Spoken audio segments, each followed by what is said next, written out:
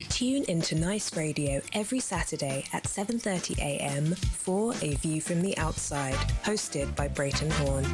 A View from the Outside takes a look at key issues affecting St. Vincent and the Grenadines and gives a global perspective on how these issues are viewed. Host Brereton Horne will examine a variety of topics to enlighten, stimulate debate, and explore solutions. Hear the facts, hear the real-life stories, hear A View from the Outside. Join Brereton Horne at 7:30 a.m. every Saturday on Nice Radio for A View from the Outside. On A View from the Outside this week being the 1st of March 2019, we look at bully, B-U-L-L-Y, bully, with the view being that the time has come for Vincentians to band together and to stand up with and for one another and challenge the bullying which is meted out with regularity to the citizens of the country. The Oxford Dictionary defines bully as a person who habitually seeks to harm or intimidate those whom they perceive as vulnerable. And the Merriam-Webster Dictionary states that a bully is a blustering, browbeating person, especially one who is habitually cruel, insulting, or threatening to others who are weaker, smaller, or in some way vulnerable. It goes on to state, that's the Merriam-Webster Dictionary, goes on to state that to bully someone is to treat that person in a cruel, insulting, threatening, or aggressive fashion. Those definitions tell us that to bully someone is to do it out of habit or be habitual about it, to be systematic about it, to be cruel to someone, to be insulting to that someone, to be threatening to that someone, to be aggressive to that someone, to intimidate that someone, to harm or hurt that someone emotionally, psychologically, financially, and or physically. Vincentians, that someone is a citizen of St. Vincent and the Grenadines. It could be you. It could be a member of your family. It could be your neighbor. It could be your villager. It could be anyone within the country. This week's view is prompted by the recorded scenes from St. Vincent and the Grenadines distributed on social media. The scenes pertain to the ongoing saga between the current government of St. Vincent and the Grenadines and a private citizen, Leon Samuel, known as Bigger Biggs. This saga has been going on for in excess of 8 years.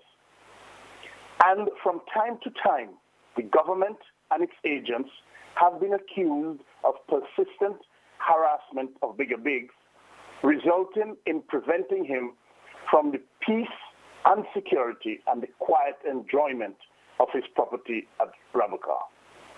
The recordings show the most recent activities of the harassment of Bigger Biggs at his land at Rabuka. And the recordings include senior police officers and other officers, some decked in black and are locally referred to as the Black Squad, and others decked in army-style combat clothing. Some had guns. Their presence portrayed a strong sense of intimidation. All of that has resulted in the arrest of Bigger Biggs on his own property on what are said, and now he's charged with what are said to be spurious charges. A touching moment from the video or the videos showing Bigger Biggs being arrested and taken to the waiting police vehicle was the site of one of the oldest lawyers alive in St. Vincent and the Grenadines, Bailiff Frederick. Mr. Frederick, is in his 90s, yet he journeyed from Kingstown to Rabaka to stand in solidarity with Bigger Biggs. That saga started because Bigger Biggs is perceived to be a supporter of the main opposition party in the country, the New Democratic Party. As a result of that perception, Bigger Biggs believes that the government and its agents concocted reasons and shut down his multi-million-dollar business at Rabaka. The ruins are there on stark display for all to see. And many say that those ruins serve a likely warning to others who support the opposition or those who do not openly support the government. Such belief is not without foundation because senior political figures in the government, including the Prime Minister, publicly proclaimed that Bigger Biggs needs to choose between being a businessman and being a politician. Such a proclamation was made with complete disregard for the constitutional rights of Bigger Biggs, including his freedom to associate with whomsoever he chooses. It is a widely held belief, and it now seems abundantly clear to many, that what has been taking place in relation to Bigger Biggs is nothing but a classic case of a bully at work. Bigger Biggs has been singled out. Many say he has been lynched. Bigger Biggs is being bullied. They have habitually, aggressively, threateningly, and cruelly hurt him. They have financially and economically assassinated him. And now they have taken the last straw and denied him of his liberty. Bigger Biggs has been granted bail, and he has to appear in court on criminal charges. And as said earlier, charges which are described by some as spurious at best. The Bigger Biggs situation is one that should make every Vincentian stop and take notice and say and do something about it. It is a situation which should evoke a burning sense of desire, a burning desire within every Vincentian to stand in solidarity with Bigger Biggs. It is a situation which should make each and every Vincentian stop and say, I cannot wait until they come for me. I must say and do something now. Vincentians, you cannot be neutral on this. You cannot be neutral. Desmond Tutu, the Anglican cleric who survived the indignity and brutality of apartheid in South Africa, said, and I quote him, if you are neutral in situations of injustice, you have chosen the side of the oppressor. Yeah. If an elephant has its foot on the tail of a mouse, and you say that you're neutral, the mouse will not appreciate your neutrality. You can guarantee that Bigger Biggs does not appreciate your neutrality. We, on A View from the Outside, say, if an octogenarian, a man in his 90s, can journey 4 miles from town to country to stand in solidarity with Bigger Biggs, then so can you. Each and every one of us must do our part in ensuring that the bully is kept at bay and that the bullying of citizens must stop. Sadly, the Bigger Biggs situation is not the only case where Vincentians have come up against the might of the bully and the agents of the state in the country. Kate, the woman who dared to articulate her own experiences with rape and sexual abuse that she suffered, was inexplicably denigrated and humiliated when the agents of the state bared all of her private details over the airwaves, including her immigration and travel details, to the Vincentian public and the wider world. Vinnie Frederick, a lawyer, a former senator with the NDP, faced humiliation and arrest and repeated charges, all of which she had to endure. And in the end, she gained victory from the courts. Luther King was arrested and charged and had her skin bared to the world in humiliation during that arrest. She was arrested because she is the one who pioneered the protest pertaining to the general elections, which were held on the 9th of December 2015. She started the front line, which has been protesting those election results ever since. Elections which many have alleged were fraudulent, rigged, and stolen. Incidentally, the judgment of the election petitions which have come out of those elections is eagerly awaited by every Vincentian, the region, and the wider world. The date of the 21st of March 2019 is eagerly anticipated by all.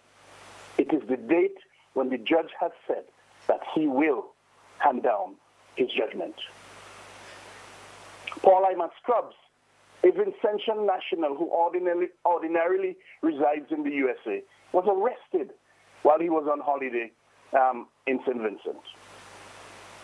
Ahmad is a calypsonian of repute, and he uses his calypsos to highlight the atrocities taking place in St. Vincent and the Grenadines. He was arrested, and due to stringent bail conditions imposed on him, he was prevented from returning to the USA for months, during which period he lost his employment and other benefits, as well as his accommodation. And then, after all that, the spurious charges which were brought against him were discontinued. Otto Sam was deemed to be illegally transferred and dismissed from his job. Yogi Farrell also came up against the might of the state and its agents. She exposed an alleged affair with Camilo Gonzalez, the son of the Prime Minister and the current Minister of Finance in the country. She was brought before the court for allegedly using insulting words to Karen Gonzalez, the wife of Camilo Gonzalez. The world witnessed her being humiliated and sent to the mental institution for psychiatric evaluation. It took a public, national, regional, and international outcry for her to be released on bail. Everyone, including those in the Vincentian diaspora across the world, said and did something about it. The charges which she faced were eventually dropped against her. Susan Duncan, an ordinary citizen, was described in the parliament of the country as indigent and poor, all because she exercised her right and joined the protest on the front line. Parliamentarians were physically thrown down the stairs of Parliament, and at least one has a long-term injury. And there are many more instances of Vincentians who, you know, have been subjected to, and those who continue to be subjected to, the might of the bully. The threats of lawsuits and the court system are used to intimidate and bully citizens into silence and submission. Do not forget how the Eastern Caribbean Supreme Court of Appeal found it remarkable that the state of St. Vincent and the Grenadines is using the Constitution against its own citizens. Stop, Vincentians. Stop for a moment and think about the instances of which you are aware when your own people have been threatened, insulted, humiliated, and have had to endure insults from the bully. You are the ones who have got to take a stand and support one another and work together towards ending the bully treatment which is ever so present in the country. It's ever so present and ever so evident. So Vincentians, here we have a government of St. Vincent and the Grenadines and its agents systematically and with much deliberation bullying the citizens of the country. That's what we have. However, ironically, the Prime Minister of the country stood up in the Parliament of St. Vincent and the Grenadines and said that the European Union is a bully. He said that, and I quote, "The European Union has bullied us, small states, into repeated submission by compelling and coercing small states through unseemly threats, unquote. Many have concluded that statement by the Prime Minister is one loaded with hypocrisy. Because when he talked about being bullied into repeated submission by compelling and coercing through unseemly threats, he identified the very things which his government and its agents are exacting on the Vincentian people. Many have said that it takes a bully to know a bully. And so, as a result of what we have seen and heard coming out of the Big saga, and generally speaking over the years in St. Vincent and the Grenadines, we, on A View from the Outside, appeal to all Vincentians to stand up to the bully. Do not recoil in fear. Support one another and stand in solidarity with one another. Experience has shown that if you stand up to the bully, it is the bully that will recoil, not you. Be encouraged by the words of the American attorney and educator, Randy Weingarten, who said, and I quote, you can't be against bullying without actually doing something about it, unquote. Vincentians, do something about it. Until next week, Randy and all of the listeners, this is Brereton Horne with A View from the Outside, with a reminder for you to send your feedback as usual to aviewfromtheoutside@hotmail.com. That's aviewfromtheoutside@hotmail.com. We also invite you to visit and to like our Facebook page, A View from the Outside. And you can also follow us on YouTube at our YouTube channel, JMB Horne.